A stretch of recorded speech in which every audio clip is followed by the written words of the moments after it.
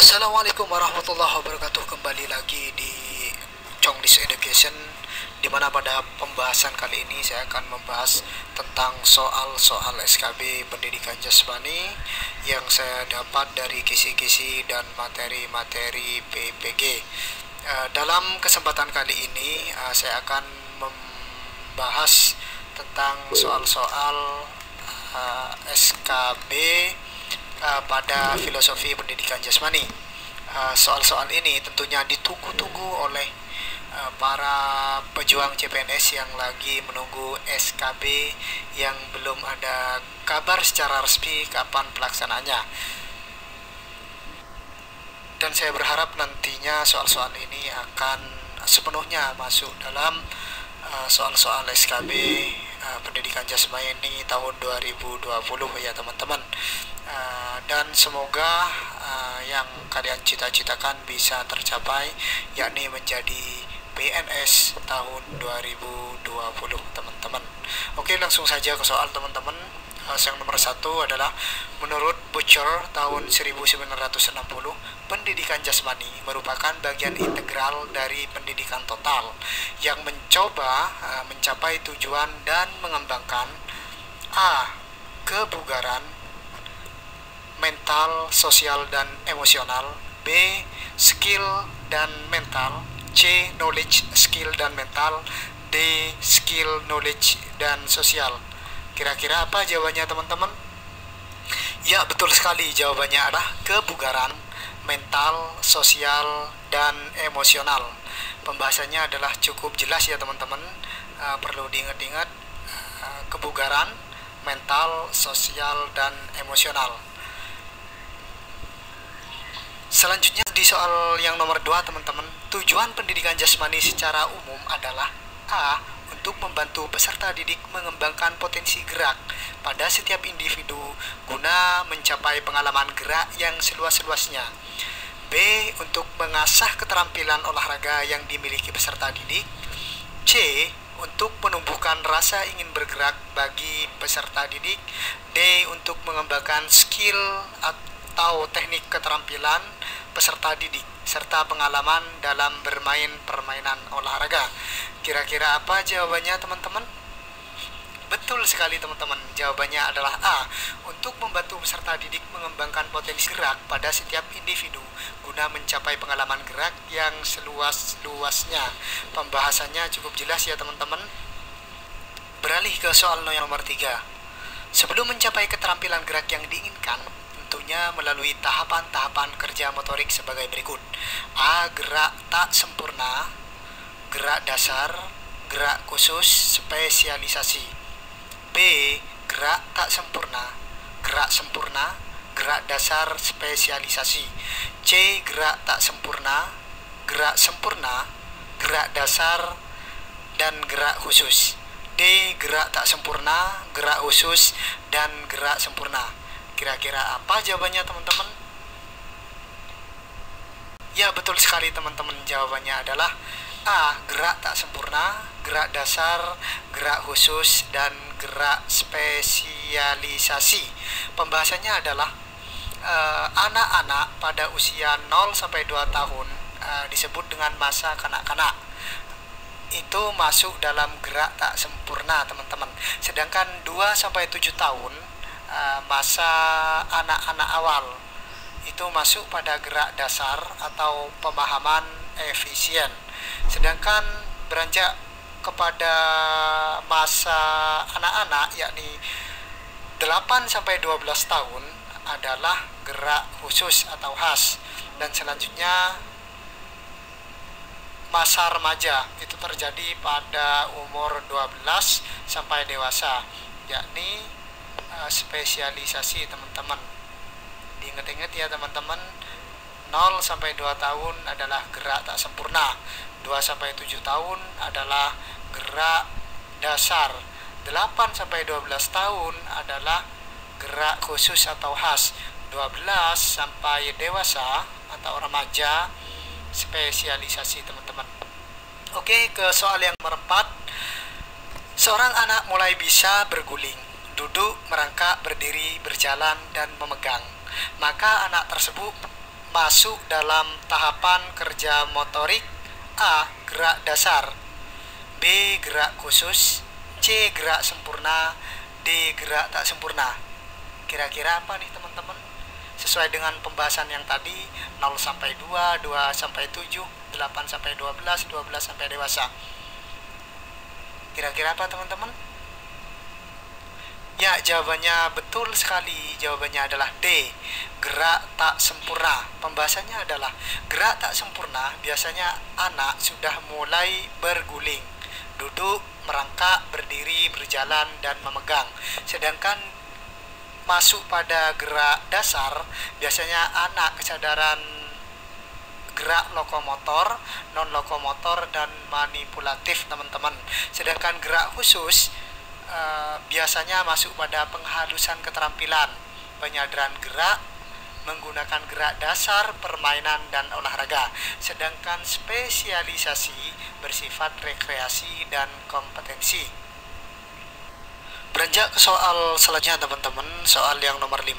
Perkembangan kebugaran jasmani merupakan tujuan penting dalam program pendidikan jasmani. Lutan 2001 membagi perkembangan kebugaran jasmani sebagai berikut.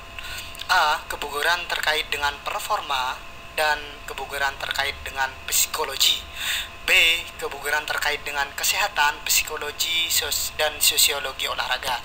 C. Kebugaran terkait dengan kesehatan dan kebugaran terkait dengan sosiologi olahraga. D. Kebugaran terkait dengan kesehatan dan kebugaran terkait dengan performa. Kira-kira apa teman-teman jawabannya? Ya, betul sekali teman-teman. Jawabannya adalah D, yakni kebugaran terkait dengan kesehatan dan kebugaran terkait dengan performa. Pembahasannya teman-teman, physical fitness atau kebugaran yang terkait dengan kesehatan, yakni kekuatan, daya tahan otot, daya tahan aerobik, dan fleksibilitas.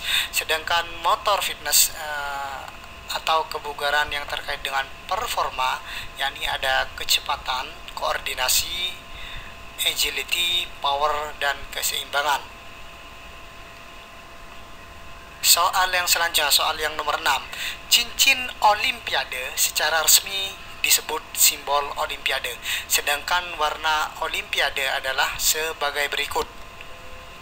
A. Biru, kuning, hitam, hijau, dan merah. B. Kuning, biru, hitam, hijau, dan merah. C. Merah, hijau, hitam, kuning. Mohon maaf teman-teman. C. Merah, hijau, hitam, biru, dan kuning. D. Merah, hijau, hitam, kuning, dan biru. Kira-kira apa teman-teman jawabannya? Biasanya yang sering lihat Olimpiade nih pasti ngerti. Simbol Olimpiade, warna cincinnya apa aja kira-kira? Ya, betul sekali teman-teman. Jawabannya adalah yang A, biru, kuning, hitam, hijau, dan merah. Kenapa teman-teman? Pembahasannya cukup jelas teman-teman ya, karena kita sering melihat di ring atau cincin Olimpiade yang berada di TV. Untuk lebih bisa diingat, yakni bisa dengan biku hime. Bi adalah biru, ku adalah kuning, hi hitam, hi lagi hijau, dan me merah ya teman-teman. Biku hime. Beranjak ke soal selanjutnya, soal yang nomor 7. Dalam sejarah, olahraga berasal dari serangkaian kegiatan religi bangsa Yunani yang ditutup dengan serangkaian pertandingan olahraga sebagai puncak persembahan kepada A. Raja Yunani kuno, B. Dewa Zaira, C. Dewa Zeus, D. Masyarakat Yunani. Kira-kira apa teman-teman jawabannya? Gampang sekali teman-teman. Ya, betul sekali. Jawabannya adalah Dewa Zeus, teman-teman. Pembahasannya cukup jelas ya, teman-teman.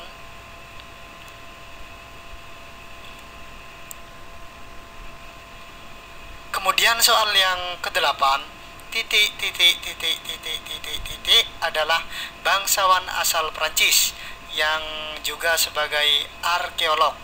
Dia orang yang telah berjasa menggali kembali nilai-nilai Olimpiade.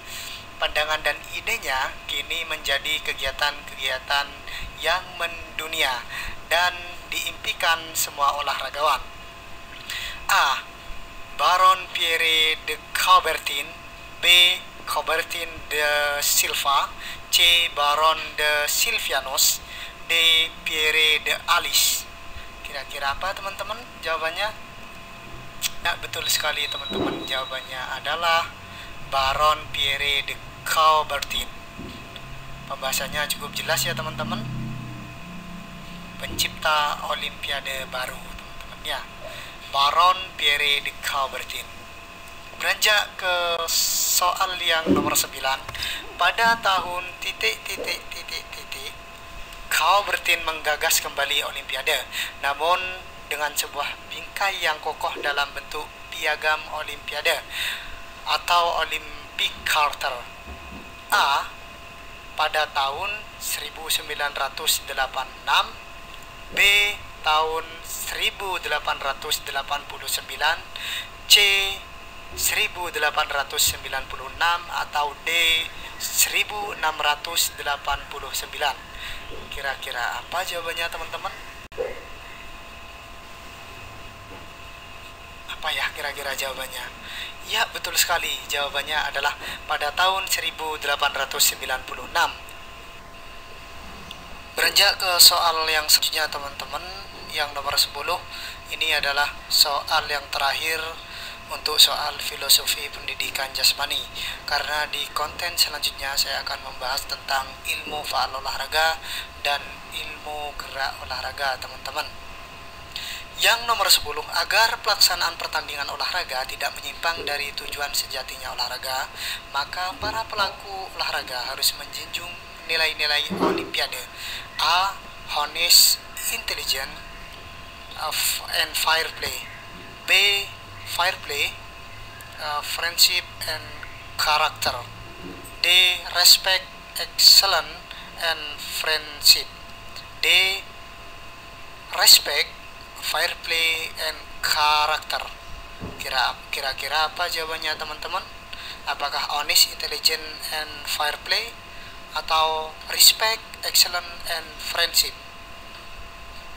Ya, betul sekali teman-teman, jawabannya adalah respect, excellence, and friendship. Diingat-ingat ya teman-teman. Yang pertama adalah R E F ya, respect, excellence, and friendship. Ya, pembahasannya cukup jelas teman-teman. Ya, selesai sudah pembahasan soal filosofi pendidikan jasmani. Semoga mimpinya teman-teman untuk menjadi PNS pada tahun 2020 diijabah oleh Allah Subhanahu wa taala. Dan tetap semangat teman-teman untuk menunggu SKB tahun 2020. Tetap belajar, tetap pantengin channel ini, karena di channel ini akan dibahas SKB keguruan. Wassalamualaikum warahmatullahi wabarakatuh.